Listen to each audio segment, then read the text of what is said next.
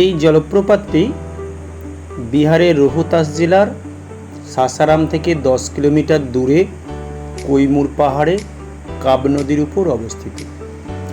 জলপ্রপাতটি 3টি ধাপে নিচের দিকে নেমে এসেছে। 3টি আলাদা আলাদা নামে পরিচিত। এখন যেটি দেখা যাচ্ছে এটির নাম হলো সীতাকুণ্ড। এটি অপেক্ষাকৃত ছোট এবং শান্ত।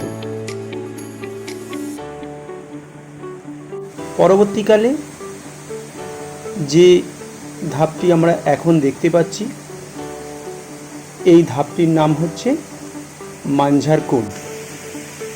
যেহেতু এই ধাপটি ঝর্ণার মধ্যবর্তী তাই এই রকম নামকরণ করা হয়েছে।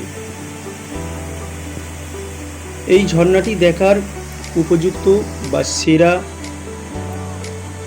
সময় হলো জুলাই থেকে অক্টোবর মাস। তখন এখানে বনভোজন বা পিকনিকের আসর বসে। বহু দূর দূরান্ত থেকে মানুষ আসে এই মনোরম ঝর্ণাটিকে বা জলপ্রপাতটিকে দেখার জন্য। এই মাঝের কুণ্ড থেকে জল এসে পড়ে এই নিচের ধাপে। এই ধাপটির নাম হলো ধোঁয়াকুণ্ড।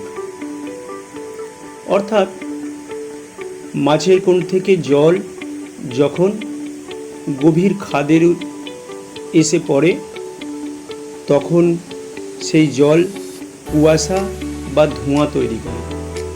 সেই জন্য এইরূপ নামকরণ করা হয়েছে।